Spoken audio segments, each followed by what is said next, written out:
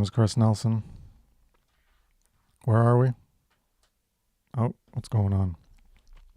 Something's playing extra. Oh no, that's just in YouTube. Okay, I botched that intro.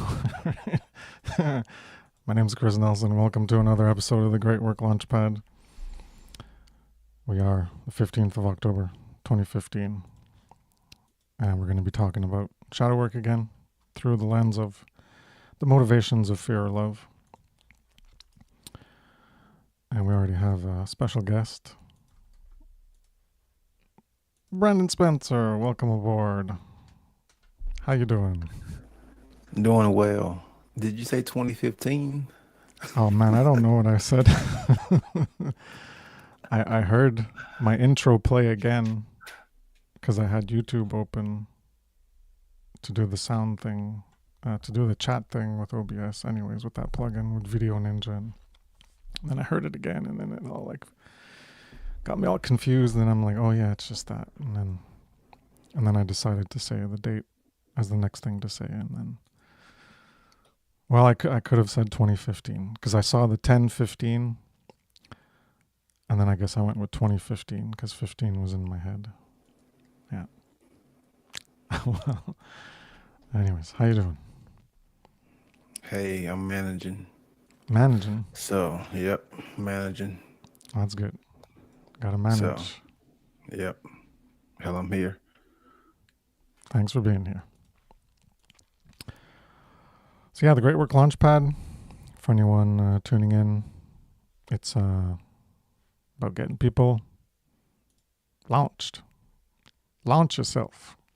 Light a fire under your ass and rock it up. And that fire can be anger, but it's got to be sustained as care, as the love, the truth, the love, the freedom. Well, that love part, as that true care, you got to really care about what's going on. You got to care about morality, care about objective morality, and that will fuel you to do the great work if you want to really be moral and if you want to end our collective enslavement. And that's what this is about. We're trying to get people activated, trying to get them to care, and provide an avenue.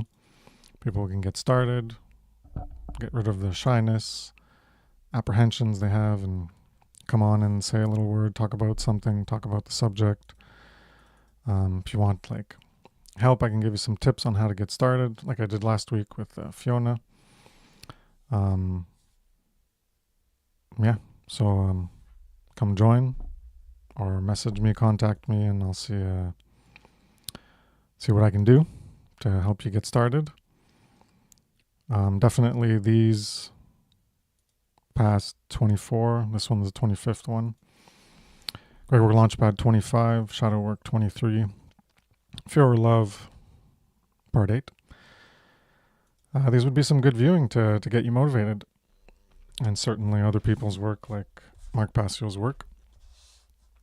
That'll sure help to light a fire under your tushy and get you caring more. So one thing I wanted to show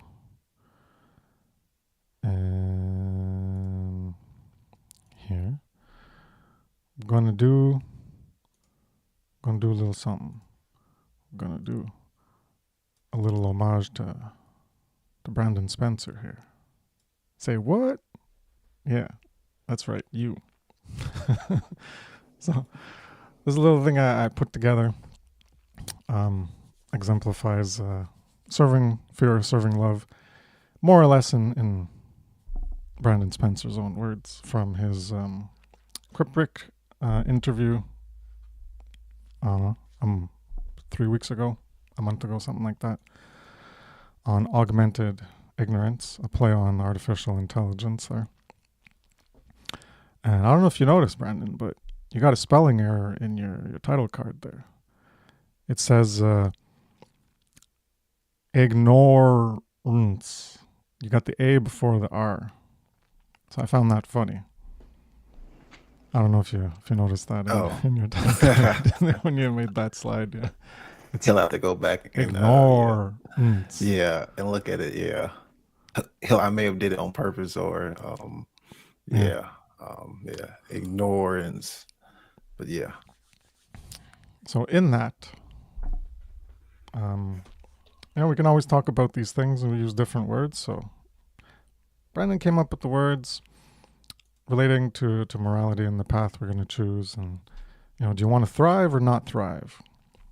You want to thrive, or you're going to have positive and favorable outcomes for yourselves and ideally for others.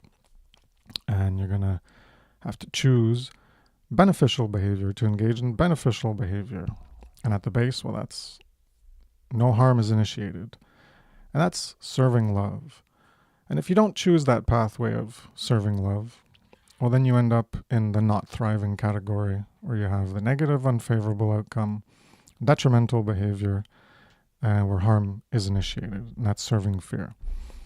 And that's at the base level. We talk about, and I've talked about in my morality presentation, that's the level 1 of morality, and then the level 2 is where you're complicit in the immorality because you're not engaging in the work to end the immorality. You're not engaging in the work to end evil, which is what the great work is all about.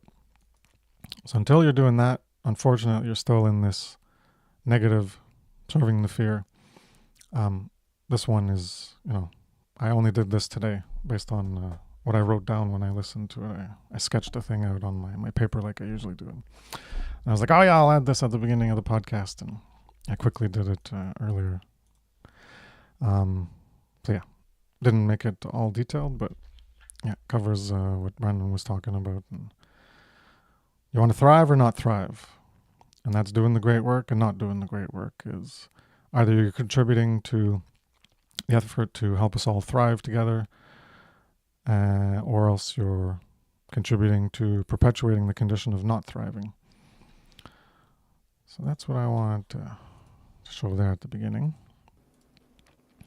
Creating the most optimal conditions. That's what an intelligent, species would want to do, is create the most optimal conditions, not only for their, for themselves to thrive, but for other individuals in that environment to thrive. Yeah. If you want to add more, go for it. Yeah, that's really what I would consider true, like when someone has true intelligence, because when you have that level of discernment, that level of judgment, that level of measurement, then you can recognize the behaviors and say, okay, which behaviors do we want to have manifested in society in order for us to create the most optimal conditions, present, not only for ourselves, but for future generations and, for other, life forms. So then, of course, we would start to measure, and weigh those behaviors and then pick the behaviors which were favorable to create those optimal, conditions for us to thrive. Like, it's what any intelligent, rational species would do if they had that level of knowledge and discernment and true care.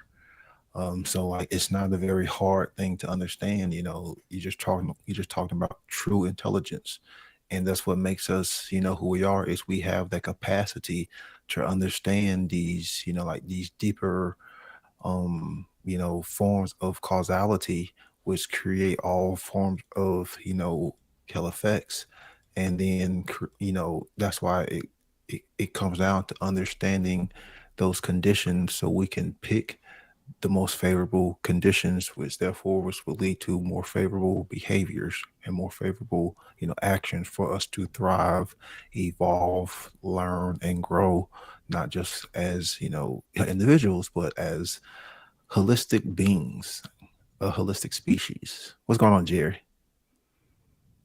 How's it going?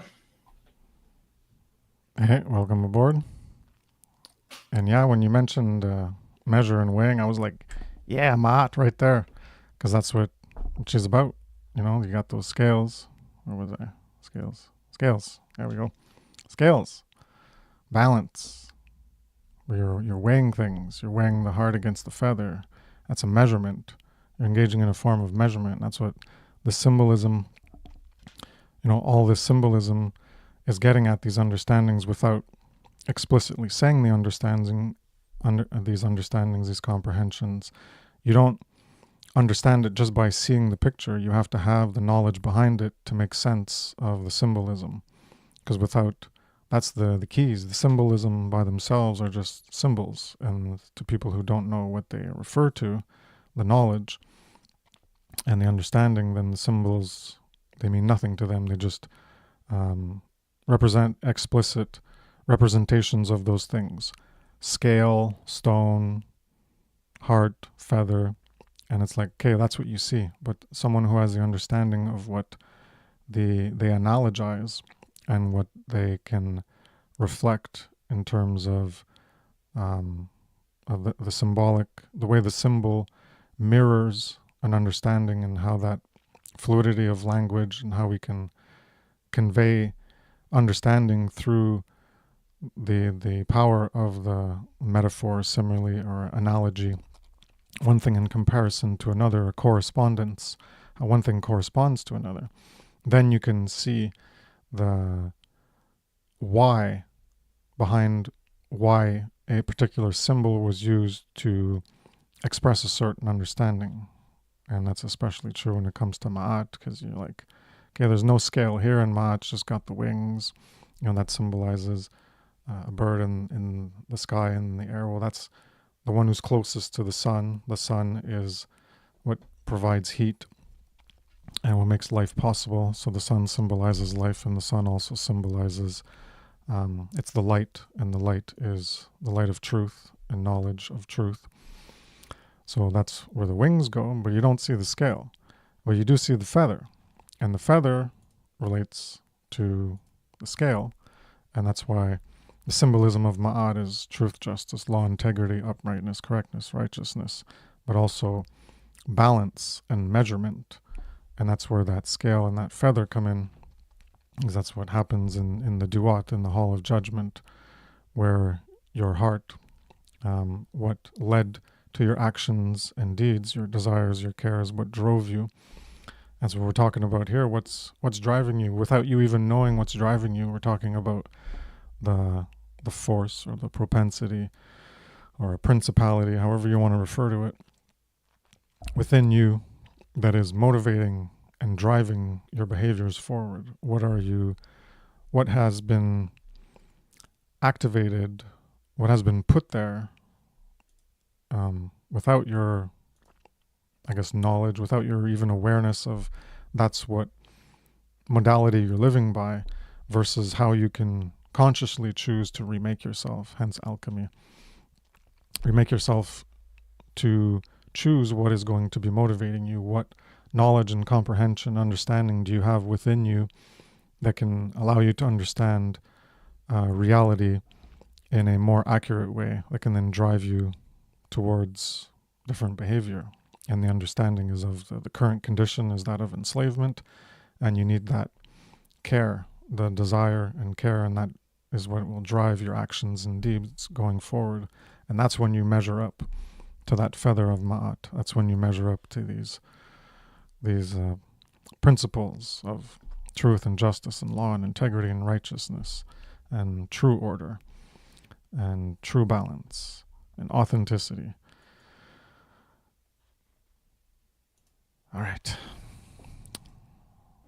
So we're at part 8.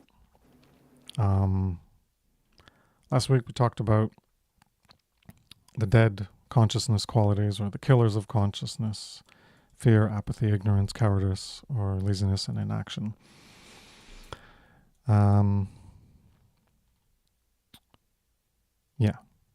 So I won't go over that, only to mention it. We've talked about alchemical gold, this process of changing yourself, and hence you want to align yourself with thriving for yourself and others, or are you going to continue to be more in alignment with that negative, detrimental outcome of not thriving, which is what we have whenever you have degrees of enslavement as the collective condition. Well, you're not thriving because you're being inhibited. Your freedom and your free will is being inhibited because your free will is being violated. And so you're restricted from the full potentiality of what you can express through your behavior because you're being restricted from expressing that full potential and all the near limitless potential we have within us as human beings working together to create a better future for all of us. That is being restricted and kept down to keep us where we are.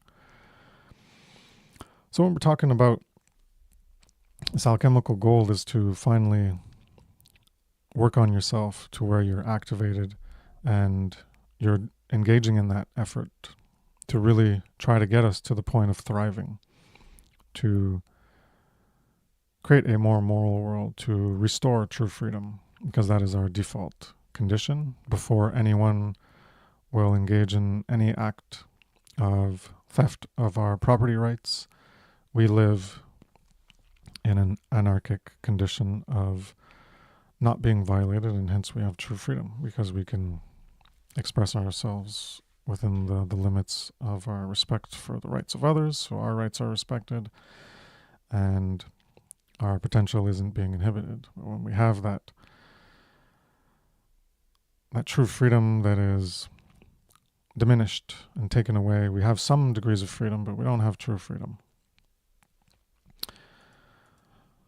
So to thrive, you have to, what we've been talking about, you have to develop self-care, self-love, and overcome these aspects of self-loathing that are in the involutionary fear-serving pathway. And, a question people can ask themselves. So we're talking about self-knowledge, right? All this is self-knowledge, self-respect, self-love. That's what the shadow work is, going within yourself, working, reflecting upon yourself, introspection. So you have to gain knowledge about yourself, how you currently are, and the potentials of where you can reach to, what you can become. And so if you're not doing that work, then you don't really know yourself because you haven't done that. You haven't faced yourself. You haven't faced the darkness and try to align more with the light, that positive pathway. And the shadow work to ask yourself is like, can you truly love yourself if you don't truly know yourself? How much can you claim to have developed self-love and self-care for yourself as a being if you don't truly know yourself in terms of this shadow work? So many people out there will just say, oh yeah, I know myself. I know who I am. I know my name, my age, and what I do, and da-da-da-da. But that's not what we're talking about. We're talking about getting to know first the outer world in its true condition and how you are a potential and probable reflection of that outer condition and how you contribute to making that outer condition. The correspondence between our inner realities and our inner perception and how that creates the outer perception and the reflection of the world based on our behaviors. So people aren't actually aware of themselves at this level. So they can be all into meditation and well-being and positivity vibes and seeing things as super good, and they love themselves, or so they claim. But if you don't even know you're enslaved and you don't even know how you're contributing to your own enslavement and maintaining that enslavement by your complacency, by your inaction of trying to end it, then can you truly love yourself if you don't truly know yourself? Because that's what we're talking about when it's self-love and self-care, is this self-respect, the self-reflection, and that self-respect to look at again yourself. And then you develop that self-knowledge. So if you don't do that work and you don't develop that self-knowledge, then you can't develop the later aspects of that self-respect, because self-respect, a self-loathing is a direct result of not having done the work of self-respect. And you can only get out of self-loathing by doing self-respect, that shadow work. So if you're not doing that self-respect, then you're still in self-loathing. So you can't truly love yourself because you don't truly know yourself. So the self-respect and the shadow work involve getting to know yourself more. That self-knowledge, know thyself. That great scene with the oracle in the Matrix, temet nose in Greek, and that's know thyself. And that's an important part of the movie is Neo's trying to figure out, who he is. Is he the one? Oh, no, you're not the one. Maybe in another life or something. I forget what she says exactly, but, she's just messing with him because he has to figure it out for himself. So, if you think about, can you love someone in the philos or eros kind of way if you don't know anything about them? So this is trying to bring an analogy to help people understand, like, okay, well, that's too cryptic. What is this bullshit you're talking about? Can you truly know yourself if you don't truly, can you truly love yourself if you don't truly know yourself? Well, think of it this way. Can you love someone in a philos or eros way if you don't know anything about them? How much can you really love someone if you don't even know them? How much if you don't know them well? You could have people who idolize and, I love Taylor Swift. I guess she's the most important person in a lot of teenagers' lives or whatever. And so there's always these popularity, people who are popular, people know of them, know of their existence, know a bit about their lives, like something about them. And then they're like, I love this person, I love them. That's just an example of like, you don't even know the person, and then you're claiming that you love them. So if you don't know them well, the love that you have is just the appearance. That's just a facade, is like what you're seeing in the popularity and what the person is showing in that popular aspect, because they're a popular person and the personality. That's what you're seeing. So that's the appearance. That's the surface level, because you don't know the deeper substance of the person, of who they really are. So in that same vein of how much can you love someone if you don't even know them? Well, you can't really love them. And how much can you love or care for yourself if you don't know yourself well? You can know yourself, like I mentioned, I know this about myself, and I know that. That's not what we're talking about. We're talking about knowing yourself at a deep, substantive level, not this surface level that people only go through most of their lives, or very minimally at a more substantive level. They're not going to that deep, that shadow that follows them everywhere they go, but they don't look at. So if you don't know yourself well, if you haven't done enough shadow work, if you haven't gained self-knowledge this way, how much can you say that you love or care for yourself? You can say it to a certain degree, but you can't say that you truly love or care yourself, because you don't even know yourself in arguably the ways that matter the most, because it's the negative aspects of yourself and how that's contributing to the negatives of the world that we see around us. So most people don't even know who they are themselves.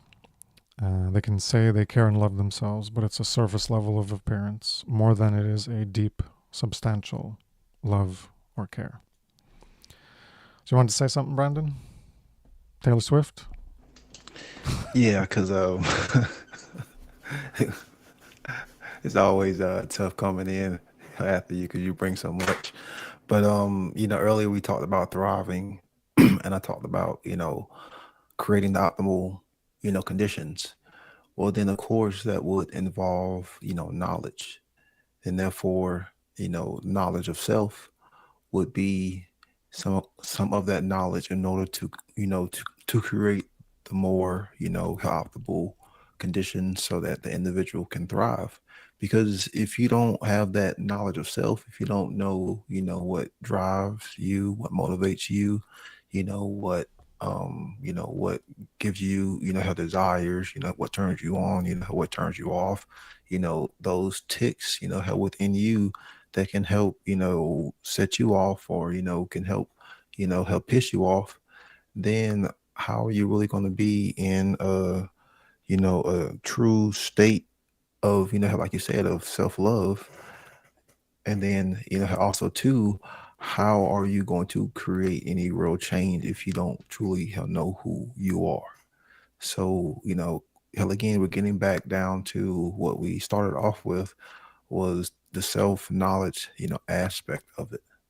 Because without that, like you said, can you really truly love yourself if you don't really know who you are? If you don't know what motivates you, if you don't know what drives you, if you don't know, what those ticks are, if you don't know, what has influenced you, if you don't know, where your thoughts are coming from, if you haven't really looked at, your own life and analyze your own worldviews and look at your own, traumas and from like a deep level, not just, how like you say, looking at things from a surface level. I'm talking about from like a deep, deep level and actually sitting down and getting to those darker like aspects. How many people are really trying to do that? Because that's where the real true self-love is going to come in at. And then when it comes to, doing the external work, doing the great work of teaching, then that will come, after that. It'll come secondary, you know. It'll come, it's almost like that that's the next thing, It's almost like in the Matrix. You've already, have made that choice. Now you just have to understand the why, because, you already know what the choice is. It's like, well, I have to start, putting this information back out, like into the world, because that's the next reasonable, logical, correct, optimal thing to do. In order to create those conditions, is we have to put out the information so others can take in that same information and create those same, optimal conditions. And that's how, things spread in the world. And that's how things grow, is you have to put out those correct, optimal conditions. It's like with, health instructions. You have to put out instructions. People read those instructions, then they learn from those instructions, and then they build. And then it's that same building process. And that's what we are trying to do, is put out these optimal instructions for others to learn, and then they can take those, health instructions and help build internally, and then take what they learn and put those same things back out into the world so others can learn. Jerry, got anything?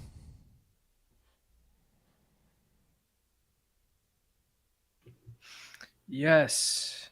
I see that Fiona didn't make it this week, but that's a side note. Yeah, Yeah, we got a just, lot of fans disappointed there in chat, I guess. They all came for Fiona and she's not here.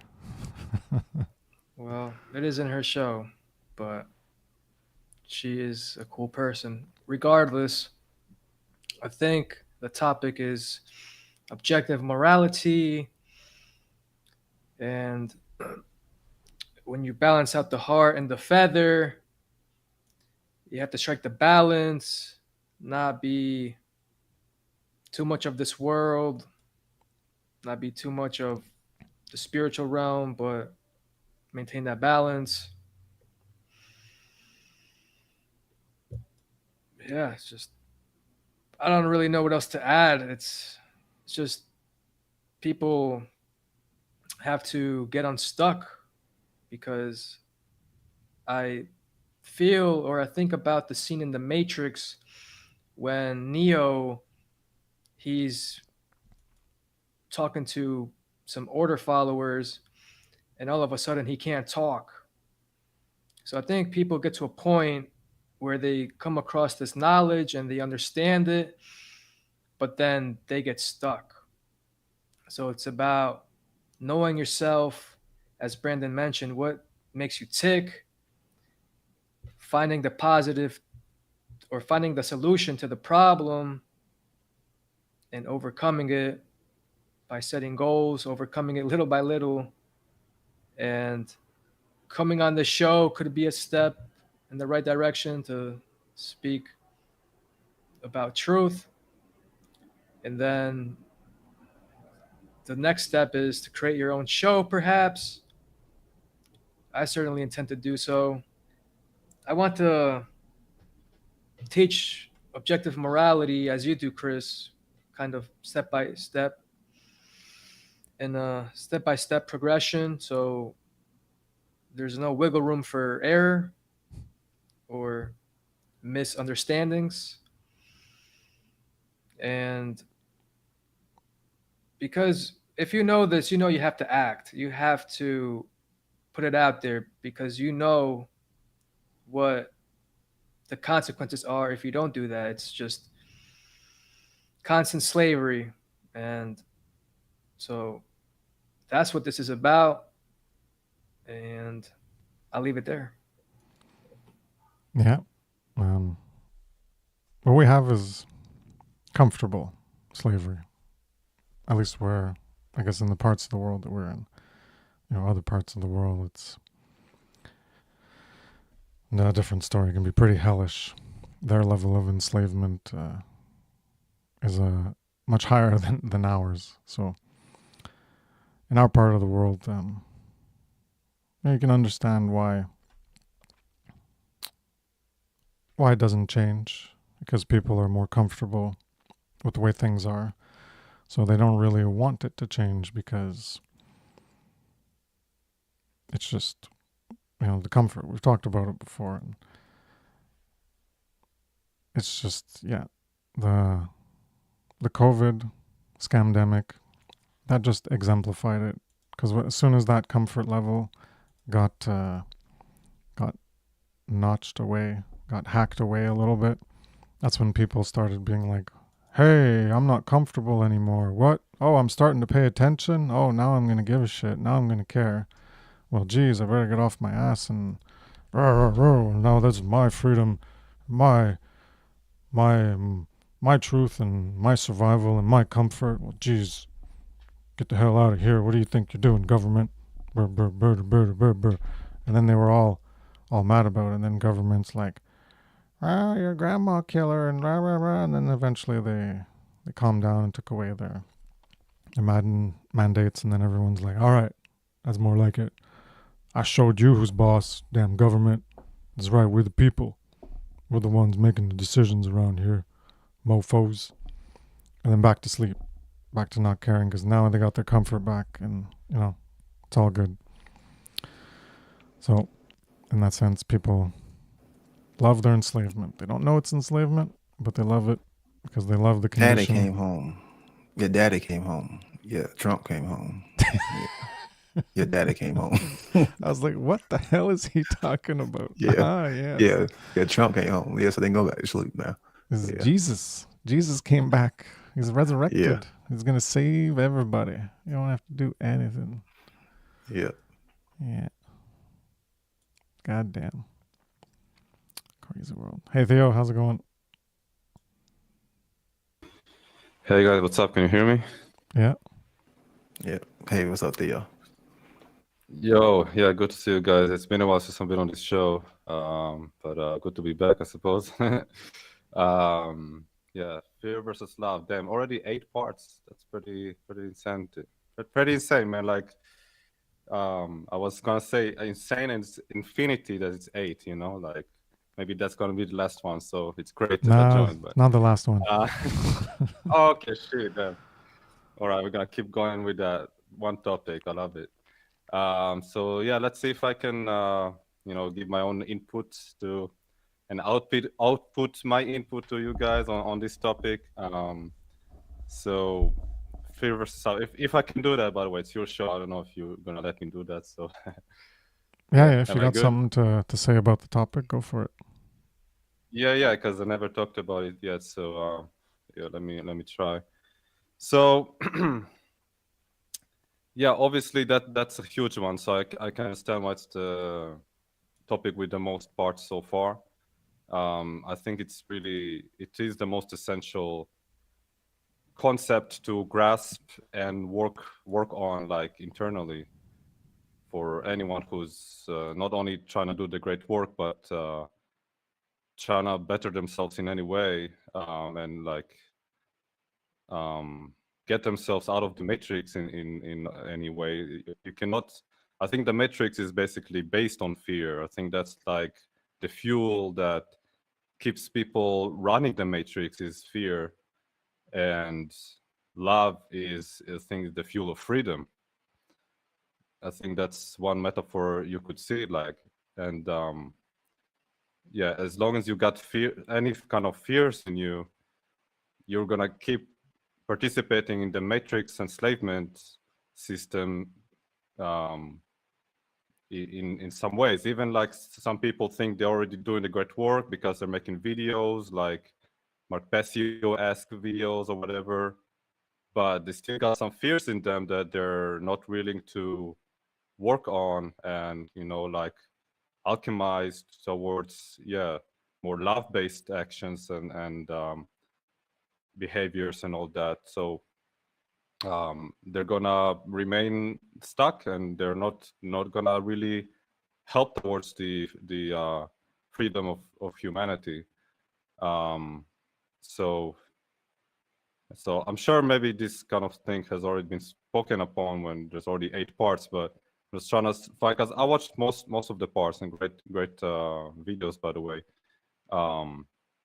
But I'm just trying to, you know, think about something more original I can say on this also. I suppose one way, again, you're gonna actually alchemize all those fears towards love is not only doing eternal work, but you know, you're not actually gonna be able to do any eternal work until you at least give yourself enough time to do the eternal work. And many people are still stuck in like day jobs and working for, you know, government stuff, matrix stuff, companies, whatever it is. It's all the same shit, basically. You know, it's all the system. So you gotta detach yourself from the system. And I think one simple way people can do it is, you know, you're just gonna be unemployed, and there's many ways to exploit the system against it. So you can already have at least freedom of time. You know, like that's the, you know, time is of the essence. You know, if you ain't got time to do, you know, inner work, then how you gonna make any progress, right? So there's so many legal loopholes and so many exploits that are out there that are, you know, possible for you to do to, you know, at least escape the matrix in terms of like your fucking actual enslavement. Like, you know, for, again, people doing day jobs and all that. Like I would recommend you to, you know, look into unemployment, disability, all those things, so you can, you know, let the government work for you, you know, like exploit them. And like people say, oh, if everyone would do that, we would not have government. Exactly. Let's exploit them until they fucking fall down. You know what I'm saying? Like that's exactly what I'm suggesting here. Let's fuck him up. All right, let's literally fuck him and leave him. Well, I have objections to that because you're not really fucking the government. The government's taken from people, and then you're taken from those people. That's what you're doing. It's just like being an employee of the government. Well, you're being paid by the money the government takes from other people. It's the same thing, what you're suggesting. So I'd say no, that's not the right pathway. That's not living the moral way, where you're basically like a government employee. I'm saying that if, as long as there is governments, why not just exploit them? Anyway, they're meant to serve us. Like the only good government would be a government that would only serve us, and everyone would just work for themselves. So like everyone would have a piece of land, they can grow food, they can trade with their neighbors or whatever, and like, you know, all this freedom stuff that, you know, people talk about, right? Like if we're going towards that, but there is that evil government stuck in between that, why not just exploit that, you know, drain the fucking blood out of it, and then, you know, like, okay, I know what you're saying. Yeah, people are working, like we're getting their money, whatever, their taxpayer. Well, it's still the same system. So why don't we just again break it down whatever way and like exploit it Because you whatever would way? still be using the same operating force that the government would be using, and that would be fear. Yeah, you're getting it through that methodology of violence. You're obtaining it through Right. violence, not through free exchange. And further, Right. you're supporting the existence of government, because the only way you're getting that is through government. So you're substantiating and supporting. You want more government so that you can keep getting that from government. So Right. it's You're not still a using moral the pathway same at all. force. Yeah. You have to use the complete opposite polarity, which would be love, which would mean you could not be involved in the fearful aspect of exploitation of any group or individual. However it be through, you exploiting, the government, you still would be operating on that same fear, force still, because to exploit anybody would be a form of moral wrongdoing. So the only way it works is if you have like, we'll call it a charity. You could call it Voluntarists Are Us or something, like Toys R Us. Anyways, I just came up with that stupid name, and then people like give of their money freely.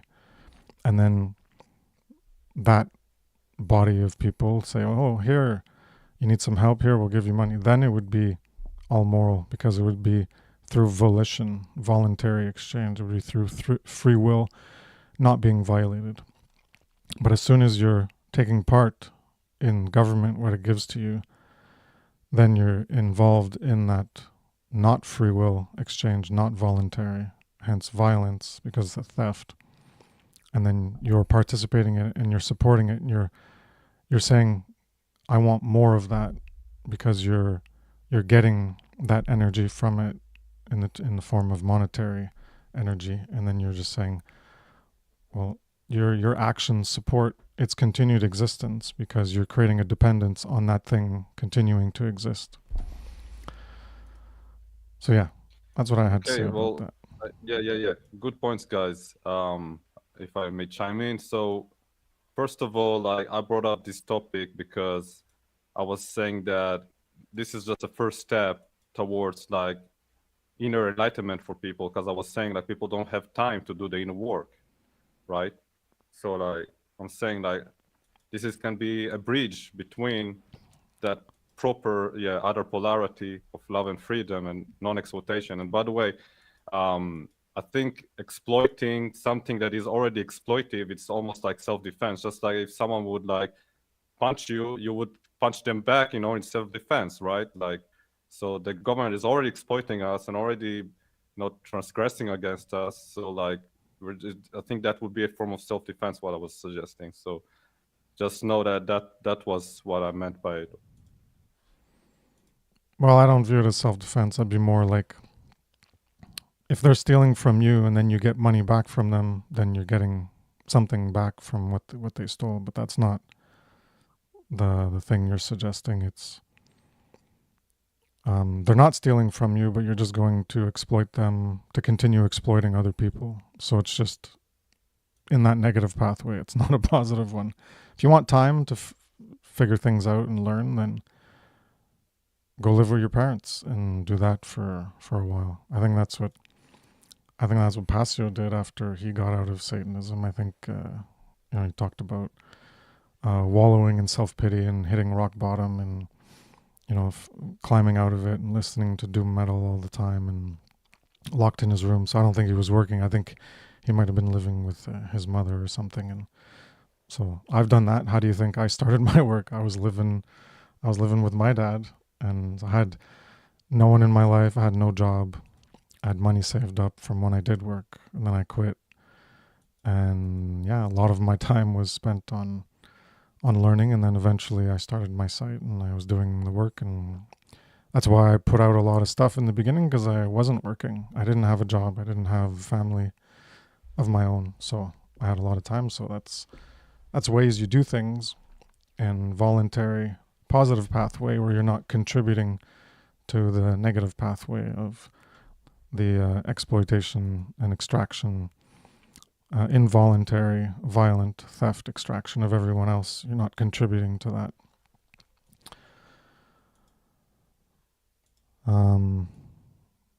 So I'll continue make go a for quick point real quick? Yeah. Is the only form of good government that can work is internal government. There is no form of external government that will ever work. It's just not humanly possible. So the only form of government that can only work can only manifest from an internal plane.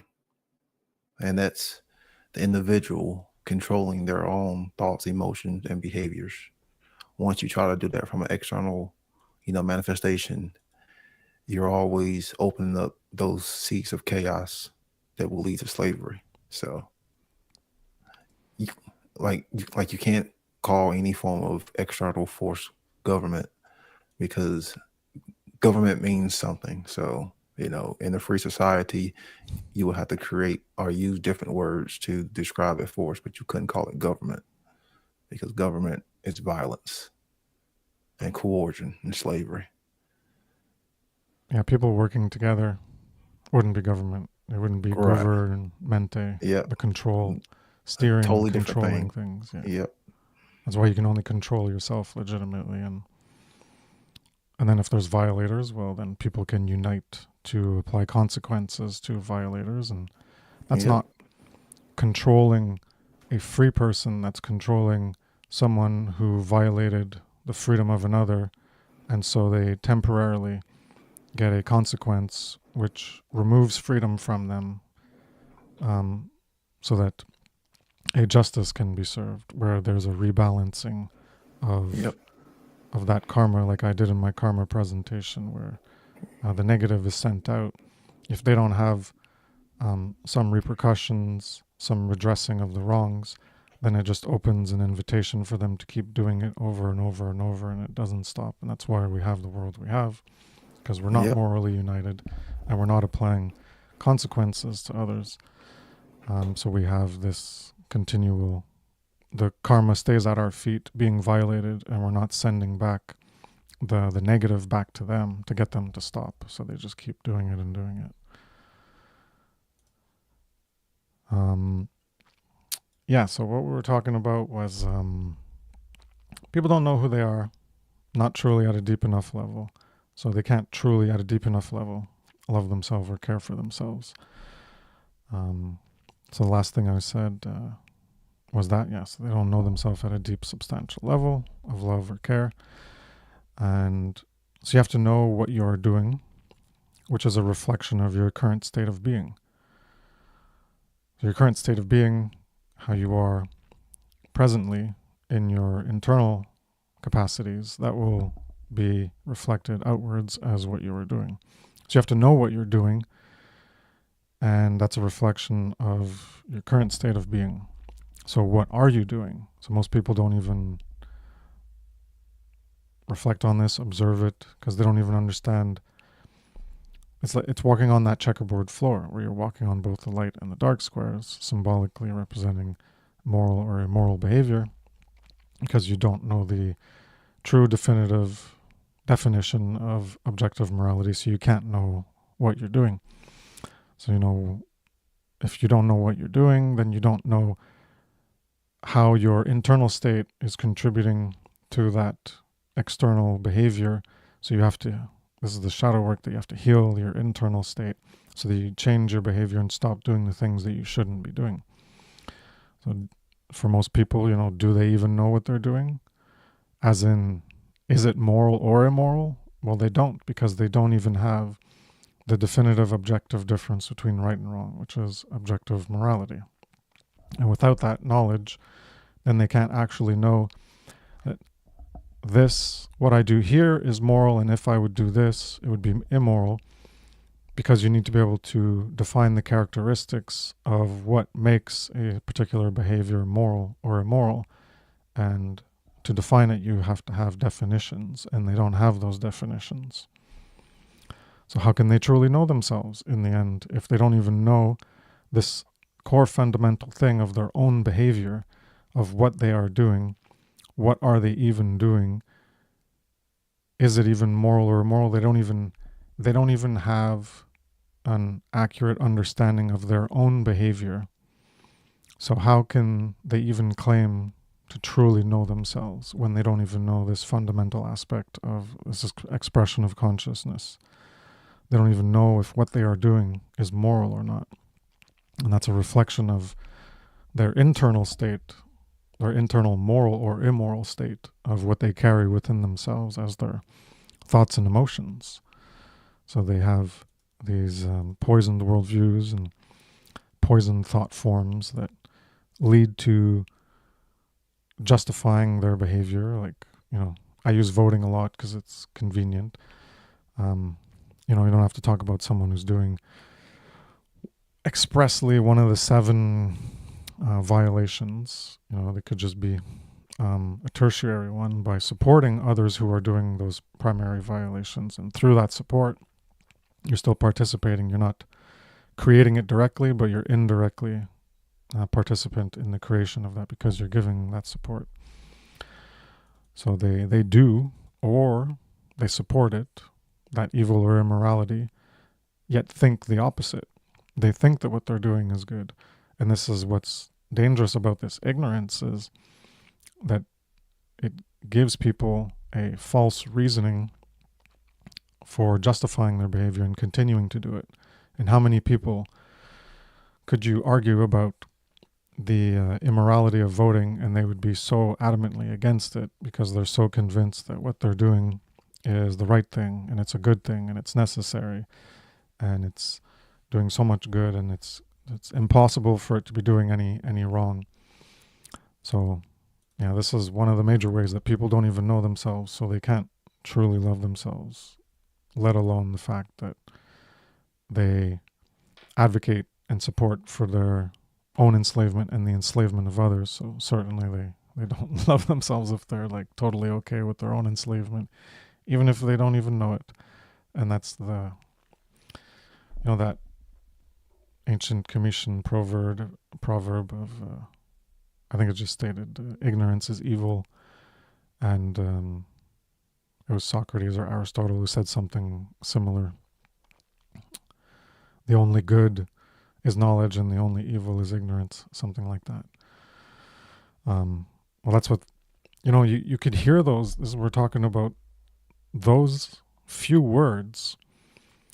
If someone hears it, just like that, it'd be like, well, that's bullshit. And it is bullshit if you just hear it like that, because it's not just like, okay, I'm ignorant of what someone did over here yesterday, or what they ate for lunch, or who won what game and what sport. Like, okay, well, ignorance isn't evil. No, but it's the type of ignorance. It's specifically, is why the importance of words and these proverbs and these truisms, why I have issues with them. It's like, knowing and not doing is not knowing. Well, that's bullshit when you talk about it like explicitly in those words, but you got to understand what is trying to be conveyed. And if they only used a few more words, it would actually convey something that is more reflective of the truth rather than more confusing. That's why I hate these spiritual sayings and all these clever things and trying to sound clever and, oh, that's so deep, man. All these things that try to sound deep, but you're not. Right. You're not being clear enough. You're not being specific. The importance of being specific and defining things so that people can have an accurate understanding. And that's what this ignorance is evil. More ignorance of objective morality is evil because it has you acting out or supporting immorality, and that makes you evil. So it's too few words, but when you understand what it's getting at, like, yes, it's true, but when you don't have the knowledge behind it to symbolically reflect in ignorance is evil, 3 words, behind those 3 words, there's a lot more words behind it that aren't conveyed in those 3 words. So when you reduce things to such a simplified level, you're removing clarity. You're making things more muddy and confusing. And I guess maybe they used it this way as a way to encode what they're saying, that only those with the ears and the eyes to see could understand, that whole proverb. So if you can't decode it, then it doesn't make much sense. So maybe that's why they did these things as a way to encode them, but I view it as more detrimental in terms of trying to provide clarity and understanding for people to evolve their consciousness. Mystification. Mystification. And yeah. And I would say, like, I guess back in, ancient times, I can see why, it was that level of, like mystification, because things were different, like compared to now. But yeah, can understand. Sometimes they try to make things so, like give it just like spiritual, context, like rather than just, okay, just be more clear, just be a little bit more direct. But then also too, it does help people kind of, see things from a deeper, hell perspective. But yeah, hell, for I'm like you, Kris, just be fucking clear, just be like direct, just use the correct words, and be more descriptive, because it's easy for me to verify those things. So Yeah, don't give them wiggle room. You gotta be like, okay, this is what it yeah, is. I'm gonna use other words to mean the same thing. I did that a lot in my earlier work. Use the same meaning of word, but use like 7 synonyms to refer to the same thing, to be like, yeah, this is what I'm talking about this generality of understanding this, and really, yeah, yeah, that's what I've done in my work, is gone into more detail to try to bring more clarity of definition. I think it's important. Yeah, more clarity is most definitely important. And yeah, I'm guilty of using those kind of proverbs or whatever in the past. So yeah, that's fine. Like, yeah, we're all growing. That's another key thing in this fear of love. Topic is like not being afraid to correct yourself and change, and like admit that you've made mistakes. Like Mark Plessius says, the most important sentence anyone can say is "I was wrong." Like you gotta say that every day. Like like don't worry about it. Yeah, like we're all wrong all the time, and it's fine. That's just a human experience. So like that's what we're here to do, is to grow spiritually. So like if you're not gonna admit that you were wrong, once in a while, if not often, then you're not. That means you're not growing. And if you're just accumulating knowledge and thinking that that's how you're doing the great work, and then like spewing the same knowledge you just eat and spewing it out at other people, you're not growing. Like, okay, you're saying the correct things supposedly, but it's not coming from a place of like internalization of that knowledge, and it's not coming from a place of knowing. It's just coming from a place of just dead knowledge. I don't know if you get what I'm saying with that, but I think that's something that I kind of figured out, is you have to internalize and actualize whatever you're learning with that inner work, with that alchemy, so that it becomes a knowing, and then it comes out of you naturally when you actually explain those things. So you're not just rehearsing, and that's how you actually, first of all, change yourself, and then can really change others, because people can tell if you're just rehearsing, if you're just spewing things out of your memory, as opposed to speaking from experience. On the energetic level, there's a big difference there. So that's just one point I wanted to bring. I'm sure that's a unique one. So there you go, guys. And what else? I think, yeah, again, clarity is very important. So again, let's continue with that, because yeah, I think it's, those proverbs, what's good about them is they're catchy, right? So like, once you like hear them, they're easy to remember, and they're easy to repeat and all that, but you gotta also know how to break them down properly and clarify on them and all that. So yeah. Yeah. The superficial knowledge, I think I talked about that when it was just me and Jerry here a few episodes back, that the superficial level, when you just regurgitate things, you can end up getting in trouble, because people can trip you up with questions that you don't know the answer to, because you're just repeating. You're like, you went through Mark Passio's podcast or someone, you're like, oh yeah, that's true. All right, let's go talk about it. But you don't know it at a depth enough, because you haven't taken the time to reflect upon it, or see like, well, why is this true? Why is it false? Could it be false? What ways could it be false? And then you're going through it, and then people ask you things, and you're like, damn. Yep. Oh, you got You me. start stumbling. Yep. Yeah. Start stumbling And over your then words. the person's like, Yeah. "Ha, I won. Ha, you're a Yep. fool. You don't know what you're talking about." Even if what you're talking about is true, But if you had more depth of understanding of the topic, then you could expound upon that reasoning and show them how they're wrong, but then they're going to feel justified in their position because you're not able to do that, because you haven't understood it at a deep enough level.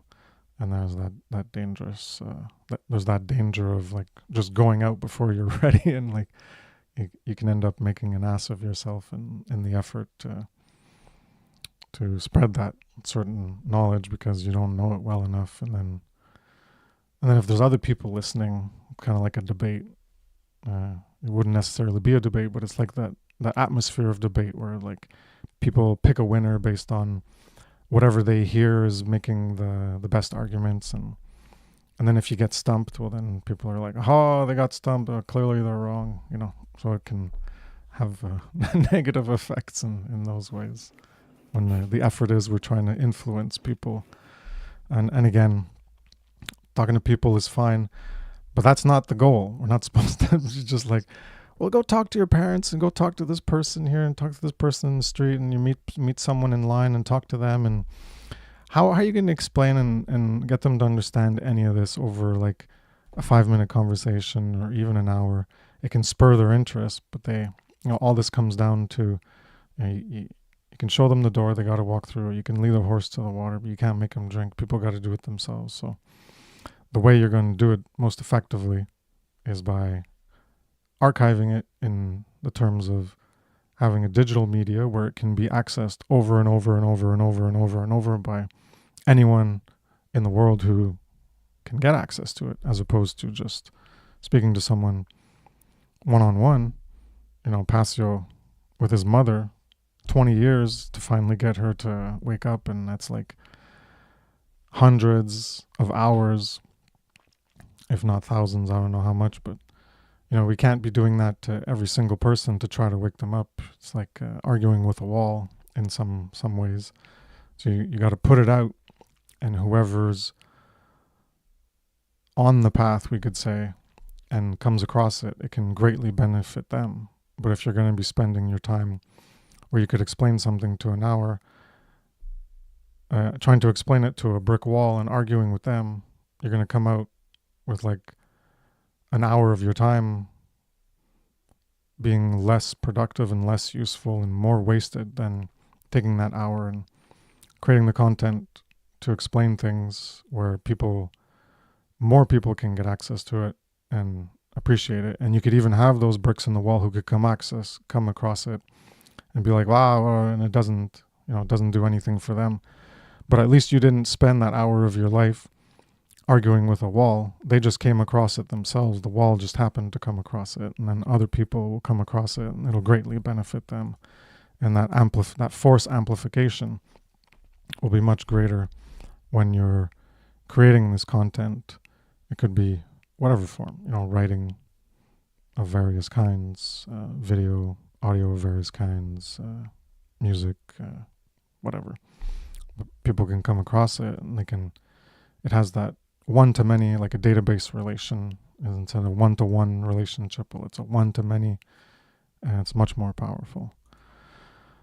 We'll wrap it up there if anyone's got anything to say, and we'll continue next time with Fear or Love 9. So if anyone has anything to say in closing, go for it.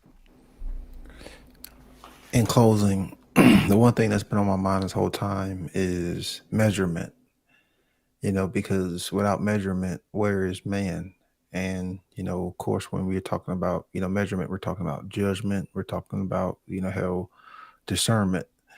And man is always, measuring things. But when it comes to, moral behaviors, if we have bad measurements and, when it comes to cutting things, when it comes to building things, and when it comes to, fitting things back into, her reality, our pieces aren't going to, fit. They're not going to measure up. They're not going to make weight, because when you have bad measurements and when it comes to building things, it doesn't really go too well, because, bad measurements just going to, he'll equate to incorrect, actions. And it doesn't matter what you're measuring, it doesn't matter like what you are trying to build. If you have bad measurements, your output is going to be crap. it's going to be shit.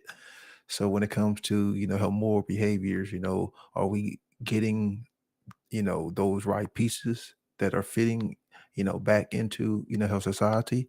And are we seeing, these pieces, spring out, more thriving, more effective, more states of being? So, hell again, moral behavior is the true ruler. That is how we should be measuring and, how using, how discernment and free will choice. Without that moral, how measurement, without that moral, how discernment, there's nothing left.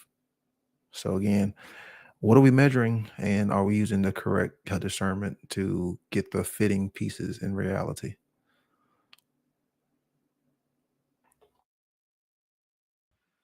Yeah, good point. And I think that the only way to really acquire those correct, like, alchemical tools is, again, to give yourself that quiet time to reflect. So whether you're gonna get self-employment, unemployment money to do it, or whatever the fuck, like, like, I was just throwing an idea out there with that.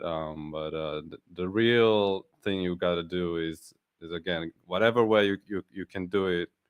Obviously, go for the most moral way, but just give yourself time and, like, force yourself to go out in, like, I don't know, in, like, quiet nature. Don't take any devices, no access to anything. Just put yourself in the middle of the forest, in the woods, whatever it is, and, like, stay there for a few hours. And the inner work, the shadow work, I promise you, it will come out automatically.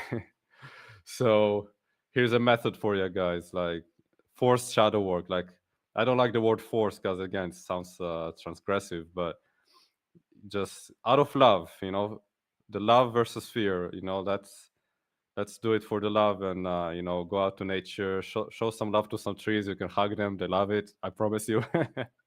And yeah, uh meditate. And again, it will just come out automatically. Just whatever you need to work on, it will just automatically bubble up into your mind. And just work it through, like, work every thought that comes to your head. Just work through it, like, don't don't be rushing, or, like, trying to avoid thoughts. Just, if something comes up, there's a reason why it comes up, and just work on it. And just then give yourself a quiet moment, and then another thing comes up. Okay, work through it.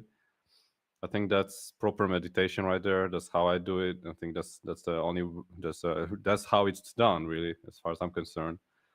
So yeah, that's just the process. So if you're not doing it, and I promise you, 99% of people are not doing it, even in this community. Maybe not in this community, 99%, but definitely in humanity, it's 99%. They're not doing it. They're stuck in the matrix in every way, in every moment. Again, then you're not really doing the great work at all. You're just accumulating knowledge, swinging it back out at people, and then continuing to perpetuate the same enslavement system.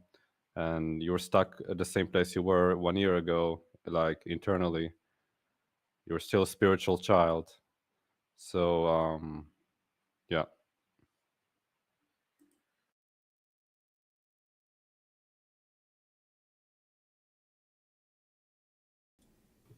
Okay, I can go real quick.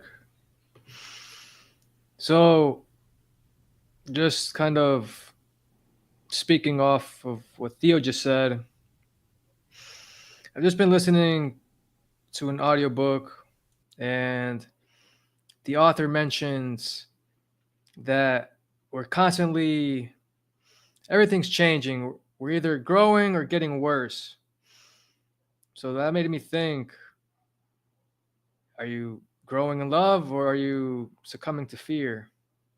And just gonna read a couple notes, but also what Brandon said made me think of cause and effect, how some people, they don't observe the results of their actions, and then they sort of leave it at that, and they just do whatever they want and without knowing objective morality, and that just causes slavery. I'll run through my notes really quick. So I wrote here, poison worldview. Let's heal that.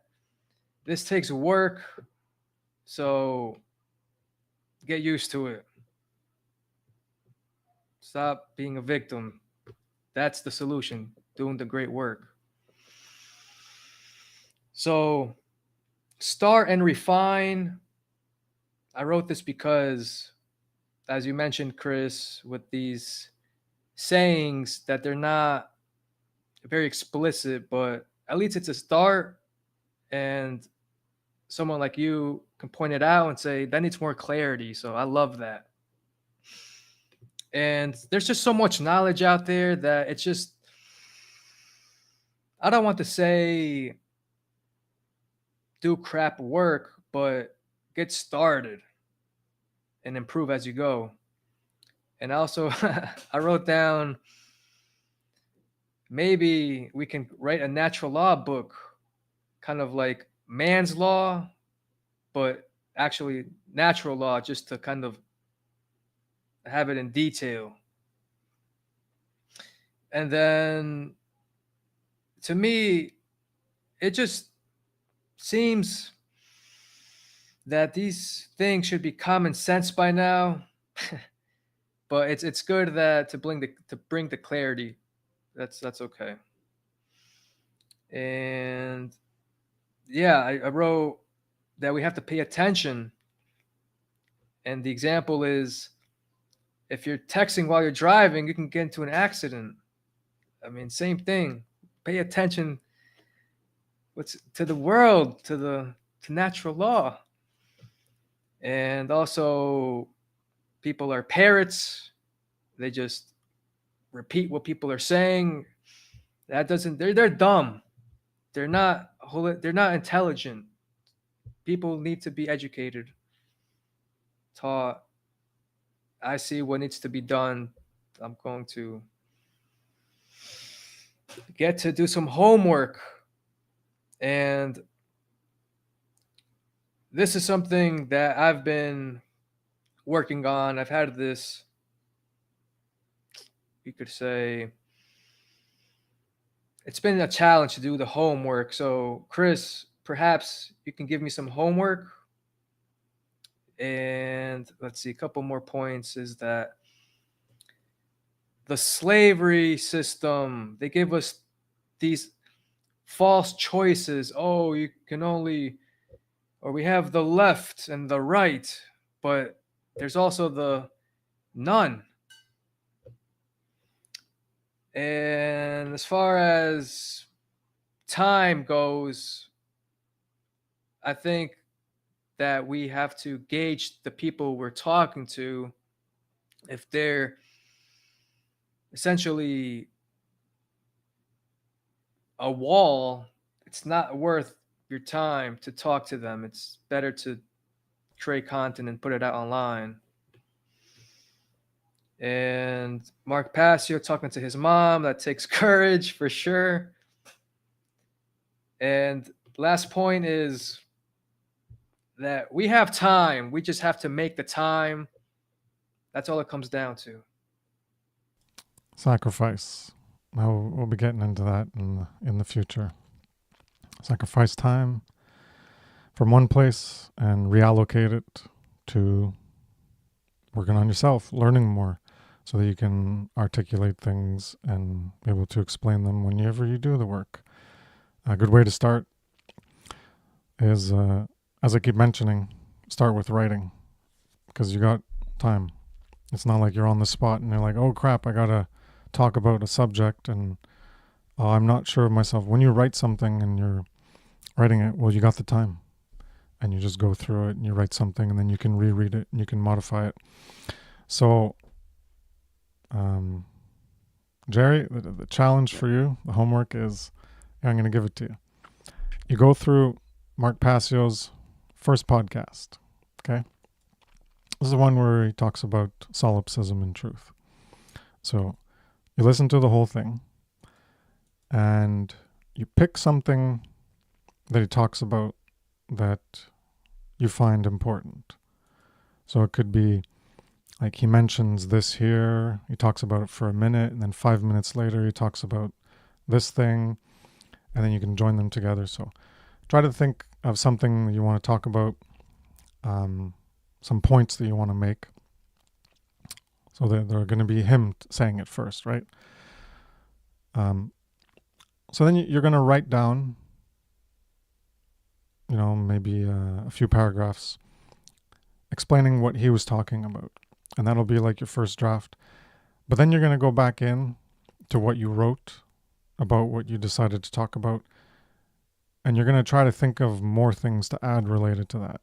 So instead of like an initial 3-4 paragraphs, try to turn it into like 8 paragraphs where you're going to go into more detail. Now, what this is going to do for you is by forcing yourself to think of the subject matter and writing it down and trying to articulate an expression of it, you're going to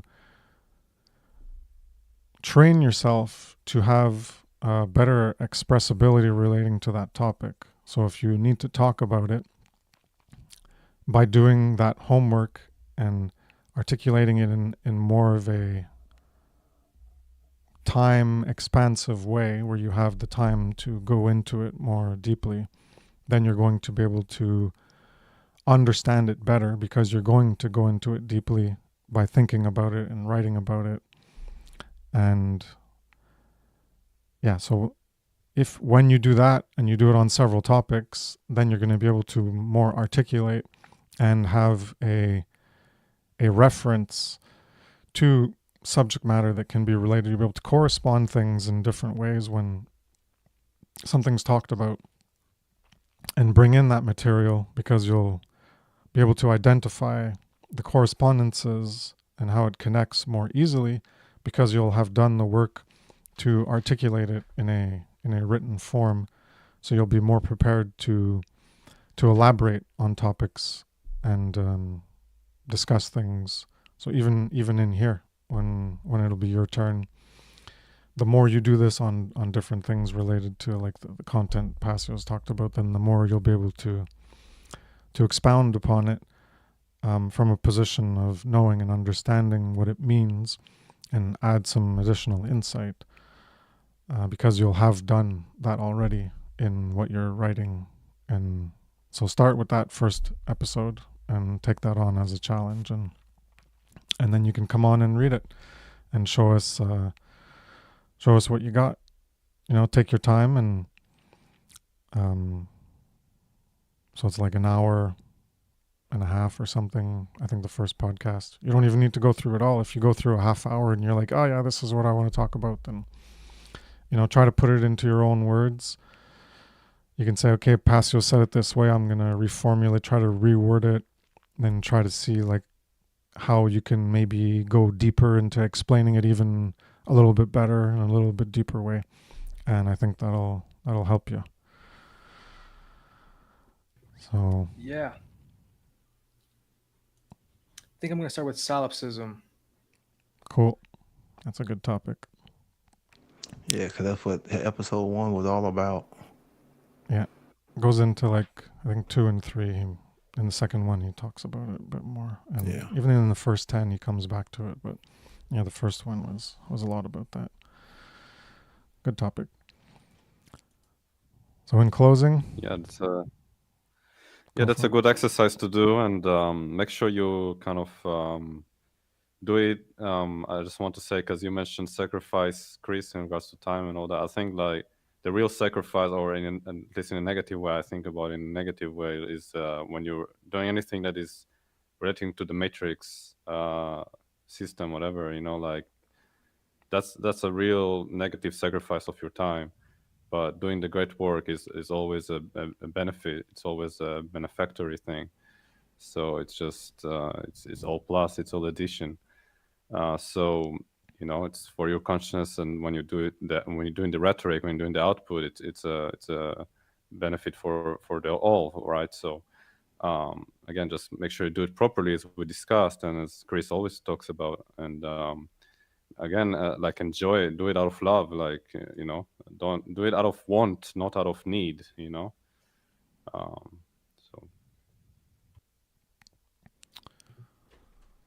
Cool. So in closing, we'll end the stream with these wise words of Mark Passio to light a fire under your ass and kick yourself into gear. Here, have a listen to this. How about trying to get out there and do the actual great work so this world isn't such a fucking hellhole, huh? There you go. I don't know if you guys heard that, but oh boy. Nah, I hope it was on yeah. the stream. I played it. Yeah, I think. Let me know if you can hear this. Okay, yeah, it's on the stream, but you guys can't. How about trying to get out there and do the actual great work so this world isn't such a fucking hellhole, huh? How about you get out there and do the great work so this world isn't such a fucking hellhole? That's the clip. Go listen to it on YouTube. It's great. Too bad you guys can't hear it. I'll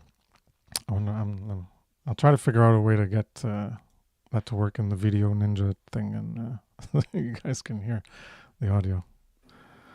I found that it was a great way to end the podcast. Yeah, You guys will I'll recognize go check it out. Yeah. Cool. So that's it for today. See you next week. Same bat time, same bat channel. Wednesday, 9 p.m. Eastern Standard Time. Come back and get motivated to do the great work. Take care, everybody. Peace.